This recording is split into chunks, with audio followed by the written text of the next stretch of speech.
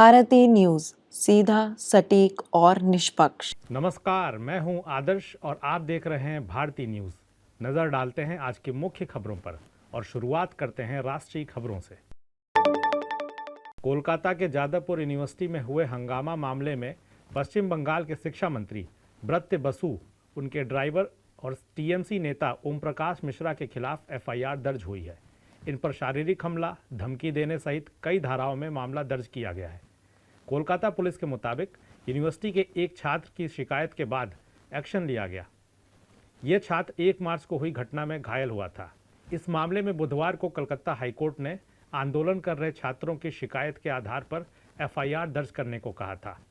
दरअसल जादवपुर यूनिवर्सिटी में छात्र संघ चुनाव तत्काल कराने की मांग को लेकर एसएफआई और दूसरे स्टूडेंट फ्रंट्स कैंपस में प्रदर्शन कर रहे थे। तभी 1 मार्च को राज्य के शिक्षा मंत्री यूनिवर्सिटी के एक कार्यक्रम में आए। छात्र उनसे मिलने पहुंचे और मांग पत्र सौंपा। दावा किया गया कि मंत्री छात्रों की पूरी बात सुने बिना अपनी गाड़ी में बैठकर जाने लगे। इसी दौरान सैकड़ों छात्रों ने कार को घेर लिया और चलती कार के पीछे छात्र दौड़ गए। कुछ छात्र कार के बोनट पर चढ़ गए। कार की विंड स्क्रीन टूट गई। कार के नीचे आने से 2 छात्र घायल हो गए। उन्हें हॉस्पिटल में भर्ती कराना पड़ा था। राष्ट्रीय स्वयंसेवक संघ आरएसएस के पूर्व सरकार्यवाह भैयाजी जोशी के मराठी भाषा पर दिए बयान को लेकर विवाद हो गया। मुंबई में एक कार्यक्रम में उन्होंने कहा था कि मुंबई के हर हिस्से की भाषा अलग है। घाटकोपर इलाके की भाषा गुजराती है, इसलिए अगर आप मुंबई में रहते हैं तो ये ज़रूरी नहीं है कि आपको मराठी सीखनी पड़े। हर किसी को मराठी जानना जरूरी नहीं है। इस पर शिवसेना यूबीटी नेता उद्धव ठाकरे ने जोशी पर देशद्रोह का मामला दर्ज किए जाने की मांग की। वहीं उनके बेटे आदित्य ठाकरे ने कहा, बाहर से लोग हमारे राज्य में आते हैं और यहाँ बस जाते हैं। इस भूमि की भाषा मराठी है, जैसे तमिलनाडु में तमिल और कर्नाटक में कन्नड़ है। भाजपा की विचारधारा महाराष्ट्र का अपमान करना है। सुप्रीम कोर्ट ने एक मामले में कहा है कि 16 साल तक लिव इन रिलेशनशिप में रहने के बाद कोई महिला रेप का आरोप नहीं लगा सकती। सिर्फ शादी करने का वादा तोड़ने से रेप का मामला नहीं बनता, जब तक यह साबित न हो जाए कि शुरुआत से ही शादी की कोई मंशा नहीं थी। महिला ने 2022 में अपने पूर्व लिव इन पार्टनर पर रेप का केस दर्ज कराया था। उसका आरोप था कि 2006 में पार्टनर जबरदस्ती उसके घर में घुसा और उसके साथ शारीरिक संबंध बनाए। बाद में शादी का झांसा देकर 16 साल तक उसका शोषण किया, फिर किसी दूसरी महिला से शादी कर ली। जस्टिस विक्रम नाथ और जस्टिस संदीप मेहता की पीठ ने यह फैसला सुनाते हुए कहा कि अगर कोई महिला इतने समय तक रिश्ते में रहती है तो इसे धोखा या जबरदस्ती नहीं कहा जा सकता है। यह मामला लिव इन रिलेशनशिप के बिगड़ने का है, न कि रेप का। कोर्ट ने सवाल उठाया कि एक पढ़ी लिखी और आत्मनिर्भर महिला इतने सालों तक किसी के धोखे में कैसे रह सकती है। ऐसा कैसे हो सकता है कि जब अचानक उसका पार्टनर किसी और से शादी कर ले तब केस दर्ज कराए। कोर्ट ने मामला खत्म करते हुए कहा कि केस जारी रखना कानूनी प्रक्रिया का दुरुपयोग होगा। अब नजर डालते हैं अंतर्राष्ट्रीय खबरों पर।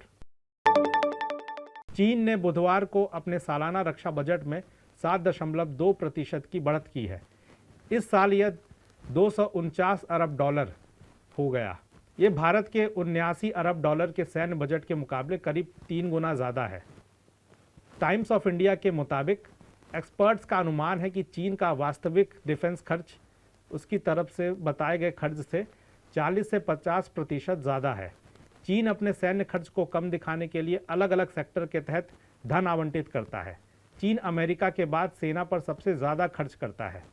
अमेरिका का रक्षा बजट 950 अरब डॉलर के करीब है, जो चीन के बजट से 4 गुना से भी ज़्यादा है। वैश्विक आतंकवाद सूचकांक ग्लोबल टेररिज्म इंडेक्स में पाकिस्तान दूसरे नंबर पर है। 2025 की रिपोर्ट के मुताबिक पाकिस्तान को बुर्किना फासो के बाद दूसरा सबसे ज़्यादा आतंक प्रभावित देश बताया गया है, जबकि सीरिया तीसरे नंबर पर है। सिडनी स्थित institute for economics and peace की तरफ से जारी रिपोर्ट के मुताबिक पाकिस्तान में आतंकी घटनाओं में तेज़ी से बढ़ोतरी दर्ज की गई है। यहाँ 2023 में 517 आतंकी घटनाएं हुई थीं, जबकि 2024 में ये बढ़कर 1099 हो गई। रिपोर्ट में तहरीक-ए-तालिबान पाकिस्तान को लगातार दूसरे साल पाकिस्तान का सबसे खतरनाक आतंकवादी संगठन बताया गया। 2024 में इस ग्रुप ने 482 हमले किए, जिसकी वजह से 558 मौतें हुई थीं, जो 2023 के मुकाबले 91% ज़्यादा है। पाकिस्तान का खैबर पख्तूनख्वा और बलूचिस्तान सबसे ज़्यादा आतंक प्रभावित इलाके हैं। देश भर की कुल आतंकी घटनाओं में से 90% इसी इलाके में हुई। अब खबरें व्यापार जगत से। सोने के दामों में गिरावट रही। India Boolean and jewellers association IBJA के अनुसार 10 ग्राम 24 कैरेट सोने का दाम 424 रुपये गिरकर 85,876 रुपये पर आ गया है। इससे पहले सोने का दाम 86,300 रुपये पर था। 19 फरवरी को गोल्ड ने 86,733 रुपये का ऑल टाइम हाई बनाया था। वहीं 1 किलो चांदी की कीमत आज 467 रुपये चढ़कर 96,460 रुपये प्रति किलो हो गई है। कल चांदी का भाव 95,993 रुपये किलो था। चांदी ने 23 अक्टूबर 2024 को अपना ऑल टाइम हाई बनाया था, तब ये 99,151 रुपये प्रति किलो पर पहुंच गई थी। Construction company Larsen and Toubro L&T अपनी महिला कर्मचारियों को हर महीने 1 दिन का पीरियड लीव देने की घोषणा की है। कंपनी के चेयरमैन SN सुब्रमण्यम ने 8 मार्च को महिला दिवस से पहले ये फैसला लिया है। इस फैसले से कंपनी की 5,400 से ज़्यादा महिला कर्मचारियों को फ़ायदा मिलेगा। कंपनी में कुल 60,000 कर्मचारी हैं, इसमें करीब 9% एम्प्लॉयज़ महिला हैं। इंजीनियरिंग और कंस्ट्रक्शन सेक्टर में L&T ऐसा करने वाली पहली कंपनी है। अब खबरें खेल जगत से। भारत और न्यूजीलैंड 25 साल बाद फिर एक बार चैंपियंस ट्रॉफी के फाइनल में भिड़ने वाले हैं। दोनों 9 मार्च को दुबई में खिताबी मुकाबला करेंगे। इससे पहले 2000 में नैरोबी के मैदान पर हुए फाइनल को न्यूजीलैंड ने आखिरी ओवर में 4 विकेट से जीता था। ICC टूर्नामेंट के नॉकआउट मुकाबलों में न्यूजीलैंड ने ही भारत को सबसे ज़्यादा परेशान किया है। टीम भारत को 2019 वनडे वर्ल्ड कप का सेमीफाइनल और 2021 वर्ल्ड टेस्ट चैंपियनशिप का फाइनल भी हरा चुकी है।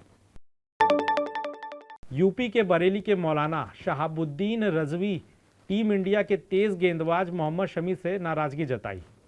उनका कहना है कि शमी ने रमज़ान में रोज़ा नहीं रखा, जो गुनाह है। शरीयत की नज़र में वह मुजरिम हैं। इनको हरगिज़ ऐसा नहीं करना चाहिए था। दरअसल मंगलवार को शमी ऑस्ट्रेलिया के खिलाफ मैच के दौरान ग्राउंड पर एनर्जी ड्रिंक पीते नजर आए। ऑल इंडिया मुस्लिम जमात के राष्ट्रीय अध्यक्ष मौलाना शहाबुद्दीन रजवी ने गुरुवार को वीडियो जारी किया।